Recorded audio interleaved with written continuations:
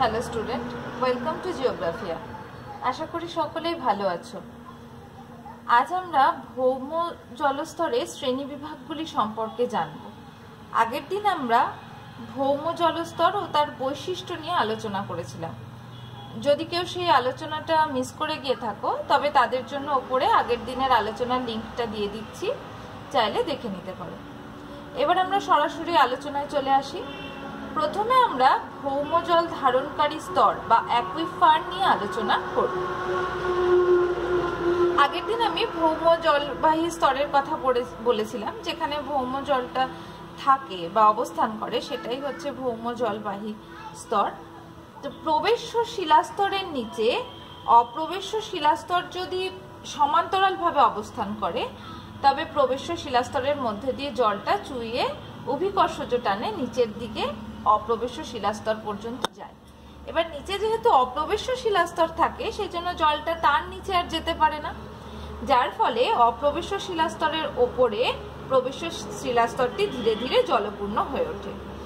ভৌম জল ধারণকারী বা ভৌম জল পূর্ণ এই সব প্রবেশ্য শিলাস্তরগুলিকে অ্যাকুইফার বলে। সাধারণত সরন্ধ্র বেলে পাথর এই অ্যাকুইফার গঠনের জন্য সবচেয়ে ভালো। এবার আমরা চলে আসি অ্যাকুইফারের বৈশিষ্ট্য। এই জলবাহী স্তরের একটা জলপীঠ বা ওয়াটার লেভেল থাকে, যা সম্পৃক্ত স্তরের উপর পৃষ্ঠ বা ঊর্ধ্ব সীমানাকে নির্দেশ করে। কাদা পাথর, শেল, নিরেট, চুনাপাথর, আগ্নেয় শিলা এই স্তরের নিচে অপ্রবেশ্য স্তরগুলি গঠন করে থাকে।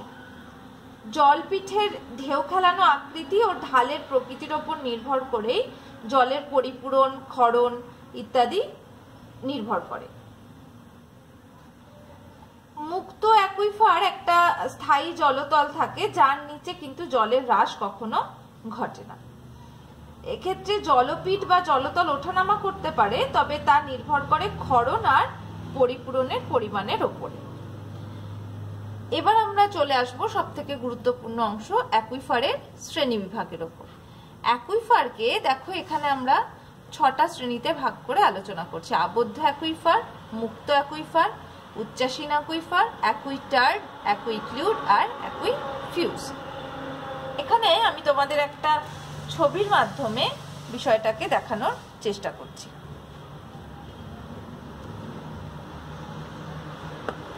প্রথমে আমরা চলে আসব আবদ্ধ অ্যাকুইফার। আবদ্ধ অ্যাকুইফার কাকে বলে? দুটি প্রবেশ্য শিলাস্তর মাঝে যদি একটা অপ্রবেশ্য শিলাস্তর থাকে বা দুটি অপ্রবেশ্য শিলাস্তরের মধ্যে যদি একটি প্রবেশ্য শিলাস্তর থাকে, তাহলে সেখানে বৃষ্টির জল অনুশ্রবণ প্রক্রিয়ায় প্রবেশ করে, যার ফলে সেই অংশতে কিন্তু জল পূর্ণ হয়ে যায়। এই অংশটাকে বলা হয় আবদ্ধ অ্যাকুইফার। নেক্সট আমরা যেটা চলে আসব সেটা হচ্ছে মুক্ত অ্যাকুইফার। মুক্ত অ্যাকুইফার হচ্ছে অপ্রবেশ্য শিলাস্তর। এটা একটা অপ্রবেশ্য শিলাস্তর, দেখো এখানে আমি দেখিয়েছি, এই যে অপ্রবেশ্য শিলাস্তর বলে আমি চিহ্নিত করেছি দুটো অংশকে। এই অপ্রবেশ্য শিলাস্তরের ওপরে অবস্থিত প্রবেশ্য শিলাস্তর যখন অ্যাকুইফার বা এই শিলাস্তরের মধ্যে যখন অ্যাকুইফার গঠিত হয় তখন তাকে মুক্ত অ্যাকুইফার বা অনাবদ্ধ অ্যাকুইফার বলা হয়। 3 নম্বর চলে আসছি পার্চড অ্যাকুইফার বা স্থানীয় অ্যাকুইফার। মুক্ত অ্যাকুইফার বা জলবাহী স্তরের অভ্যন্তরে জলপীঠের উপরে প্রধান ভৌম জলের স্তরের ওপরে অনেক সময় স্বল্প পরিসরে লেন্সের আকৃতি বিশিষ্ট বা চামচের আকৃতি বিশিষ্ট যদি অপ্রবেশ্য শিলাস্তর অবস্থান করে তবে এখানেও কিন্তু কিছুটা ভৌমজল সঞ্চিত হয়। এই জলস্তরটা মূল জলতল থেকে কিন্তু বিচ্ছিন্ন থাকে, সেজন্য এটাকে একটা স্থানীয় অ্যাকুইফার বা পার্চড অ্যাকুইফার বলা হয়। নেক্সট আমরা চলে আসব অ্যাকুইটার্ড। অ্যাকুইটার্ড কি? যে স্তর অত্যাধিক সছিদ্রতার জন্য প্রচুর পরিমাণে জল ধরে রাখতে পারে এবং সেই সঙ্গে সম্পৃক্তও হয়, কিন্তু অপেক্ষাকৃত কম প্রবেশ্যতার জন্য ওই স্তর থেকে জল পরিবাহিত হয় না, সেইরূপ কোনো ভূতাত্ত্বিক গঠনযুক্ত স্তরকেই অ্যাকুইক্লুড বলে। যেমন ধরো কর্দম কণায় গঠিত স্তর, এদের কিন্তু জলের প্রবেশতা কম থাকার জন্য জলটা পরিবাহিত হয় না, কিন্তু যেহেতু সছিদ্র সেজন্য প্রচুর পরিমাণে জল ধরে রাখতে পারে। নেক্সট চলে আসবো অ্যাকুইটার্ড। অ্যাকুইটার্ড কোনগুলো? দুর্বল প্রবেশতার কারণে যে সম্পৃক্ত স্তর থেকে জলগুলো সহজেই নলকূপে বা কূপগুলিতে আসতে পারে না, ফলে কূপগুলো শুকিয়ে যায়, সেই বিশেষ ভূতাত্ত্বিক গঠনের স্তরকেই অ্যাকুইটার্ড বলে। যেমন বেলে মাটি কাদা স্তর এই ধরনের অ্যাকুইটার্ডের কাজ করে। নেক্সট চলে আসবো অ্যাকুইফিউজ। অ্যাকুইফিউজ হচ্ছে যে অপ্রবেশ্য শিলাস্তর জল ধরে রাখে না বা জল পরিবাহিতও করতে পারে না, তাকে অ্যাকুইফিউজ বলা হয়। নীরেট গ্রানাইট শিলা হচ্ছে এই ধরনের অ্যাকুইফিউজের উদাহরণ। এবার আমরা চলে আসি এই সম্পৃক্ততার ভিত্তিতে জলবাহী স্তরকে আমরা কয়েকটি ভাগে ভাগ করে আলোচনা করছি। সম্পৃক্ততার ভিত্তিতে জলবাহী স্তরকে দুটি ভাগে ভাগ করা যায়, এক হচ্ছে ফ্রিয়েটিক স্তর আর একটা হচ্ছে ভাদো স্তর। ফ্রিয়েটিক স্তরকে আবার দুভাগে ভাগ করা হয়, স্থায়ী সম্পৃক্ত স্তর আর সাময়িক সম্পৃক্ত স্তর। আর ভাদো স্তরকে তিন ভাগে ভাগ করা হয়, মৃত্তিকাস্থিত স্তর, মধ্যবর্তী স্তর আর কৈশিক স্তর। এখানে আমরা এই পুরো বিষয়টা একটা ছবির মাধ্যমে দেখে নেব। প্রথমেই আমরা চলে আসি ফ্রিয়েটিক স্তর। ফ্রিয়েটিক স্তরকে দুটো ভাগে ভাগ করা হয়েছে, একটা হচ্ছে স্থায়ী ফ্রিয়েটিক স্তর বা স্থায়ী সম্পৃক্ত স্তর, আর একটা হচ্ছে সাময়িক সম্পৃক্ত স্তর। স্থায়ী ফ্রিয়েটিক স্তর কাকে বলে? যে জলপীঠের নিচে ফ্রিয়েটিক স্তর সারা বছর সম্পৃক্ত থাকে, এমনকি শুষ্কতম ঋতুতেও যে জলস্তর থেকে জলস্তর জলপীঠের নিচে নামে না, মানে সারা বছরই যেখান থেকে আমরা জল পেতে পারি, তাকেই বলা হয় স্থায়ী সম্পৃক্ত স্তর বা জোন অফ পার্মানেন্ট স্যাচুরেশন। অস্থায়ী বা সাময়িক সম্পৃক্ত স্তর কাকে বলে? যে স্তরে নির্দিষ্ট ঋতুতে, যেমন ধরে নাও বর্ষাকালে বৃষ্টির পরিমাণটা বেশি হলে তখন জলের অনুপ্রবেশও বেশি ঘটে, এই সময় ভৌম জলপীঠ অনেকটা উপরের দিকে উঠে আসে।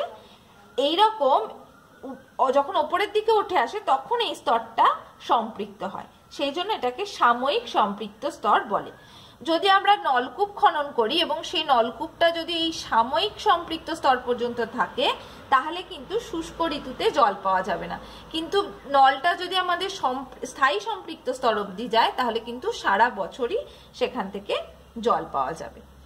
এবার আমরা চলে আসি ভাদো স্তরের আলোচনায়। ভাদো স্তরকে তিনটে ভাগে ভাগ করা হয়েছে, একটা হচ্ছে মৃত্তিকাস্থিত স্তর, একটা হচ্ছে মধ্যবর্তী স্তর আর একটা হচ্ছে কৈশিক স্তর। এখানে আমরা প্রথম যেটা বলবো সেটা হচ্ছে মৃত্তিকাস্থিত স্তর। এটা কাকে বলছে? দেখো, ভূপৃষ্ঠের সবচেয়ে কাছে এবং অসম্পৃক্ত স্তরের সব থেকে ওপরে যে অগভীর স্তর থেকে গাছের শিকড় মাটির গভীরে যে পর্যন্ত বিস্তৃত হয়ে জল সংগ্রহ করে, সেই স্তরকেই আর্দ্র মৃত্তিকা স্তর বলে। এখানে জলটা কেমন ভাবে থাকে? এখানে মাটি কিছুটা ভেজা অবস্থায় থাকে, এই অংশের মৃত্তিকার যে কণাগুলো, সেই কণাগুলোর গায়ে জলটা সূক্ষ্ম আস্তরণের আকারে বেষ্টন করে থাকে। একে আকর্ষিত জল বা হাইড্রোস্কোপিক ওয়াটার বলা হয়। এটা আসঞ্জন বলের টানে উপরের দিকে উঠে আসে বা অণুগুলি অশোষিত অবস্থায় থাকে। নেক্সট আমরা চলে আসব মধ্যবর্তী স্তর। মধ্যবর্তী স্তর কাকে বলছে? মৃত্তিকার জল আর কৈশিক স্তরের মাঝখানে, মৃত্তিকাস্থিত জল আর কৈশিক স্তরের মাঝখানে মধ্যবর্তী ভাদো স্তর থাকে। এটা একটা পরিবর্তনশীল স্তর, এখানে ভৌম জলতলের ওঠানামা করে। এইখানে মাটির কণাসমূহের চারপাশে ত্বক সংলগ্ন এলাকায় অতি সূক্ষ্ম ফাঁকে জল জমা থাকে, এগুলোকে বলা হয় পেলিকিউলার ওয়াটার। নেক্সট চলে আসছি আমরা কৈশিক স্তর।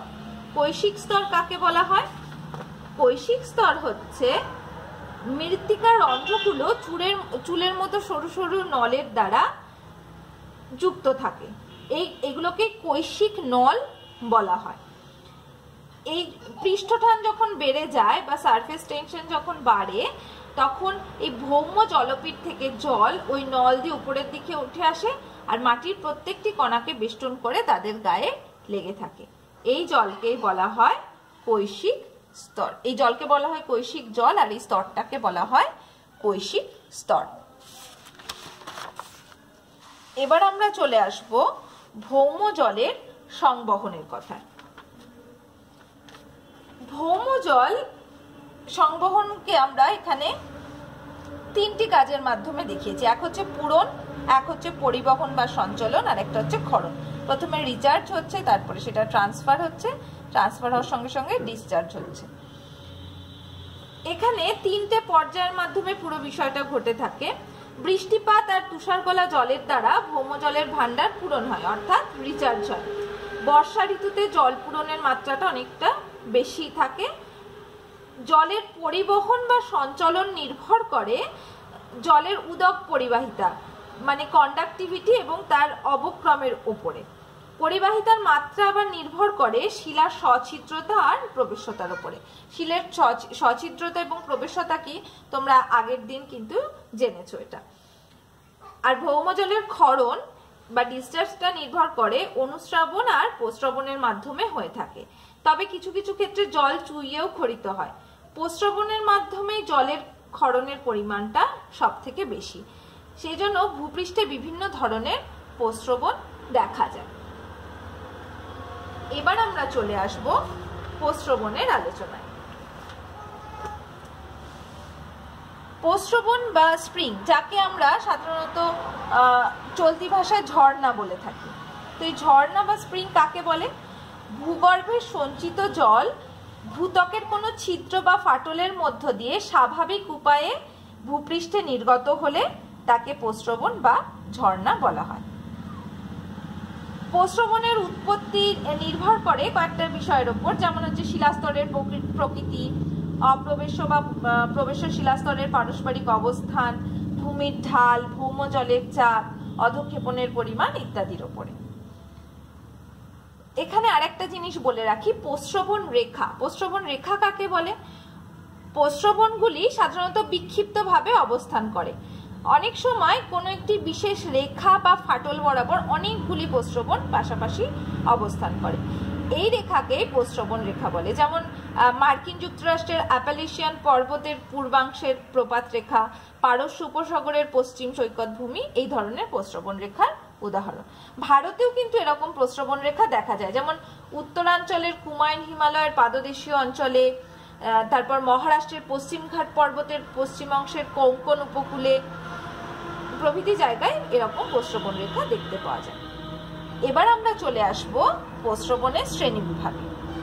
প্রস্রবণের শ্রেণী বিভাগকে এখানে আমরা চারটি বিষয়ের উপরে নির্ভর করে শ্রেণী বিভাগটা করেছি। এক হচ্ছে স্থায়িত্ব অনুসারে, উষ্ণতা অনুসারে, জলের উপাদান অনুসারে, আর ভূতাত্ত্বিক বা ভূ অভ্যন্তরীণ গঠন অনুসারে। প্রত্যেকটার আবার কতগুলি করে উপবিভাগ রয়েছে। এই উপবিভাগগুলি আমরা একটু ছবির মাধ্যমে জেনে নিই। প্রথম আমরা স্থায়িত্ব অনুসারে যে শ্রেণী বিভাগ, সেই শ্রেণী বিভাগে চলে আসছি।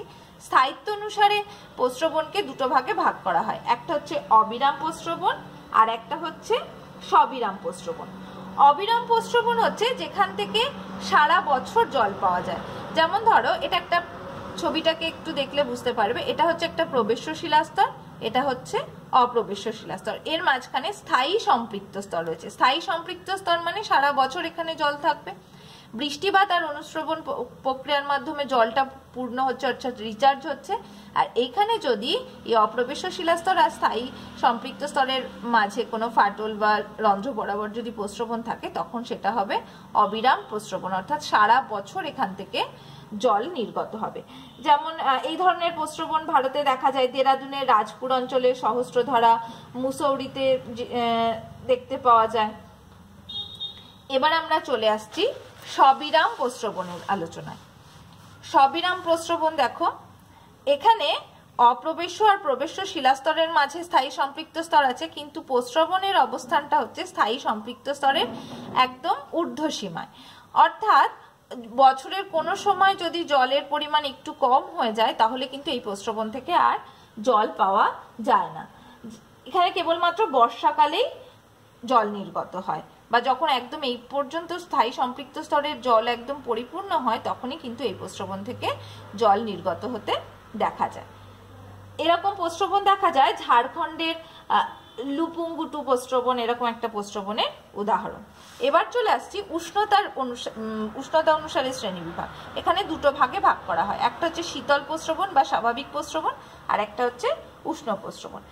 এই শীতল প্রস্রবণ বা স্বাভাবিক প্রস্রবণ বলতে তোমরা এর আগে যেগুলো পড়লে সেগুলোর কথাও বলতে পারো, যে সাধারণত প্রবেশ্য এবং অপ্রবেশ্য শিলাস্তরের মাঝখানে যদি স্থায়ী সম্পৃক্ত স্তর থাকে এবং সেখান থেকে জল নির্গত হলে সেটাকে শীতল প্রস্রবণ বা স্বাভাবিক প্রস্রবণ বলে। উষ্ণ প্রস্রবণটা কি? উষ্ণ প্রস্রবণ হচ্ছে এই যে স্থায়ী সম্পৃক্ত স্তর, এখানে যদি কোনো আগ্নেয় প্লিউমের অবস্থান থাকে তাহলে এই আগ্নেয় প্লিউমের সংস্পর্শে এই স্থায়ী সম্পৃক্ত স্তরের যে জলটা সেটা উষ্ণ হয়ে পড়ে, তার ফলে এই প্রস্রবণের মাধ্যমে যে জলটা বেরোয় সেটা কিন্তু তখন গরম জল বেরোয়। সেই জন্য এই প্রস্রবণকে বলা হয় উষ্ণ প্রস্রবণ।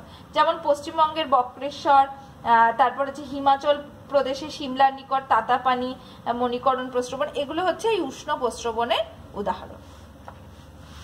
নেক্সট আমরা চলে আসছি গিজারের আলোচনায়।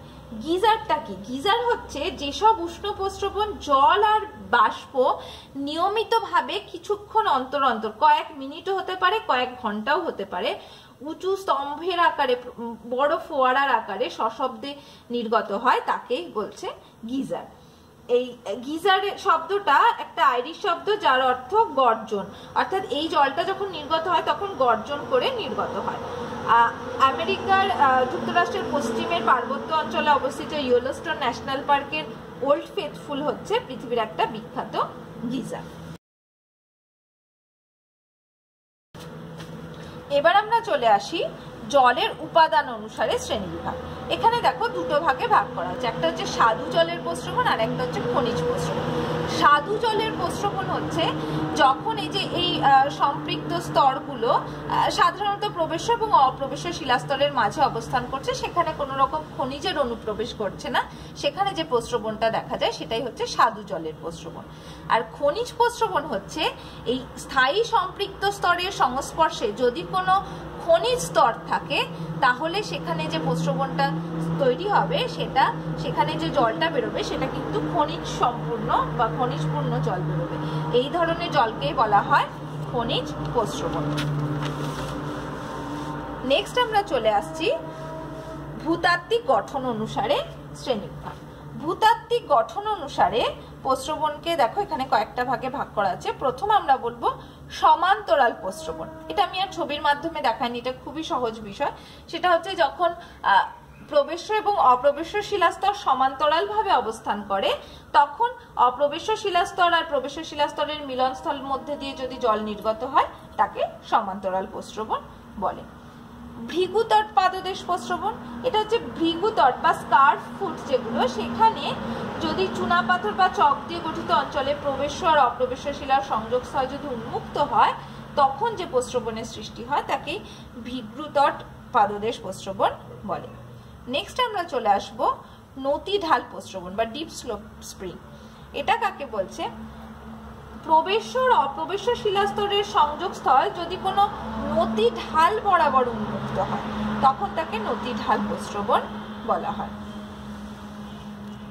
চ্যুতি বা দারুণ প্রস্রবণ, আমরা ভাঁজ চ্যুতি এগুলো ক্লাস 11এই পড়েছি, তো চ্যুতি সম্পর্কে আমাদের প্রত্যেকেরই ধারণা রয়েছে। এই চ্যুতি গঠিত অঞ্চলে অপ্রবেশ্য শিলাস্তর এবং প্রবেশ্য শিলাস্তর মাঝে যদি কোনো উন্মুক্ত স্থান তৈরি হয় তখন সেখানে যে একটা প্রস্রবণের সৃষ্টি হয় সেটাকে চ্যুতি বা দারুণ প্রস্রবণ বলা হয়। ডাইক প্রস্রবণ, আগ্নেয় উদ্ভিদের কথা তোমরা সকলেই জানো। ডাইক হচ্ছে এরকমই একটা আগ্নেয় উদ্ভিদ গঠিত ভূমিরূপ। তো এই ডাইক অঞ্চলে যেখানে স্থায়ী সম্পৃক্ত স্তর এবং ডাইক স্তরের মিলন স্থলে যদি কোনো ফাটলের সৃষ্টি হয় এবং সেখান থেকে যে প্রস্রবণ সৃষ্টি হয় তাকেই বলা হয় ডাইক প্রস্রবণ। ভ্যাকলুশন বা দ্রবণ প্রস্রবণ, এটা কাকে বলে? আমরা জানি চুনাপাথর গঠিত অঞ্চলের কথা। তো এই চুনাপাথর গঠিত অঞ্চলের চুনাপাথরের স্তরের নিচে যদি অপ্রবেশ্য শিলাস্তর থাকে তখন এই চুনাপাথর যুক্ত স্তরটা দ্রবীভূত হয়ে কিছু কিছু স্থানে এরকম জল ধারণ করে থাকে। এবার এই জলটা যখন কোনো একটা ফাটলের মাধ্যমে উন্মুক্ত হয় তখন সেটাকে ভ্যাকলুসান প্রস্রবণ বা দ্রবণ প্রস্রবণ বলা হয়। লাস্ট যে শ্রেণী বিভাগটার কথা আমরা পড়বো সেটা হচ্ছে আর্টেজিও কূপ বা প্রস্রবণ। আর্টেজিও কূপের কথা তোমরা ভৌতবিজ্ঞানে অনেকেই পড়েছো এর আগে। সেটা হচ্ছে অপ্রবেশ্য শিলাস্তরের মাঝে যদি প্রবেশ্য শিলাস্তর থাকে এবং সেই প্রবেশ্য শিলাস্তরটা যদি ভূপৃষ্ঠে উন্মুক্ত অবস্থায় থাকে তখন সেখানে সেই উন্মুক্ত স্থানের মধ্যে দিয়ে বৃষ্টির জল প্রবেশ করে এই প্রবেশ্য শিলাস্তরটা জলপূর্ণ হয়ে যায়। এবং এটা অবস্থান হতে হবে অবশ্যই অর্ধচন্দ্রাকৃতি রূপে। তখন এই ভূপৃষ্ঠ থেকে যদি কোনো নল বা কূপ খনন করা হয় তাহলে পাম্পের সাহায্য ছাড়াই চাপের প্রভাবে এই জলটা কিন্তু ফোয়ারার মতন হয়ে বেরিয়ে আসবে। এটাকেই বলা হয় আর্টেজিও কূপ বা আর্টেজিও প্রস্রবণ। এবার আমি খুব সংক্ষেপে একটা জিনিস বলে দিই, সেটা হচ্ছে মানব জীবনে এই ভৌমজল বা প্রস্রবণের গুরুত্ব কি। একটা হচ্ছে পানীয় জল সরবরাহে কাজে লাগে, আমরা প্রত্যেকেই কূপ খনন করে তার মাধ্যমেই জল সংগ্রহ করি। কৃষিক্ষেত্রে সেচ কাজের জলের উৎসরূপে, শুষ্ক অঞ্চলে পশুপালনে জলের উৎসরূপে, মরুদ্যান সৃষ্টিতে, নরম পানীয় প্রস্তুতিতে, খনিজ জল বা মিনারেল ওয়াটার তৈরির একটা কাঁচা মাল রূপে, এছাড়া নিত্য প্রবাহ নদীর উৎসরূপেও কিন্তু ভৌমজল মানব জীবনে গুরুত্বপূর্ণ ভূমিকা নেয়। এতক্ষণ আমরা ভৌম জলস্তর, তার শ্রেণীবিভাগ, প্রস্রবণ কিভাবে সৃষ্টি হয়, তার শ্রেণীবিভাগ, এগুলো নিয়ে আলোচনা করলাম। এবার আমরা এই অংশের কিছু সম্ভাব্য প্রশ্নাবলীগুলো কি কি সেটা দেখে নিই। এগুলো তোমরা বাড়িতে লিখবে। ভাদস্তর কাকে বলে? কৈশিক জল কি? অ্যাকুইফার কিভাবে সম্পৃক্ত হয়? প্রস্রবণ কাকে বলে? প্রস্রবণের শ্রেণীবিভাগগুলি চিত্রসহ আলোচনা করো। মানব জীবনে ভৌম জলের গুরুত্ব আলোচনা করো। তোমাদের প্রত্যেকের কাছেই টেক্সট বই আছে। তোমরা যে বিষয়টা নিয়ে আজকে আমরা আলোচনা করলাম সেই বিষয়টা টেক্সট বই থেকে আরো ভালোভাবে একবার দেখে নেবে। ছবিগুলো যখন পড়ার সময় ছবিগুলোর সাথে মিলিয়ে পড়ার চেষ্টা করবে, তাহলে দেখবে খুব সহজেই তোমরা বিষয়টা বুঝতে পারছো। আর আজকের আলোচনার বিষয়ে যদি তোমাদের কোনো প্রশ্ন থাকে তাহলে তোমরা আমায় কমেন্ট বক্সে জিজ্ঞেস করতে পারো। পরের দিন আমরা এই চ্যাপ্টারের আরেকটি গুরুত্বপূর্ণ অংশ অর্থাৎ কাস্ট ভূমিরূপ নিয়ে আলোচনা করব। আর এই আলোচনাটা নোটিফিকেশন পেতে জিওগ্রাফিয়া চ্যানেলটি সাবস্ক্রাইব করে বেল বাটনটিকে প্রেস করে রেখো। আর আজকের আলোচনা তোমাদের কেমন লাগলো সেটাও জানাতে ভুলো না। তোমাদের সকলকে আরো একবার ধন্যবাদ। সবাই সুস্থ থেকো, বাড়িতে থেকো।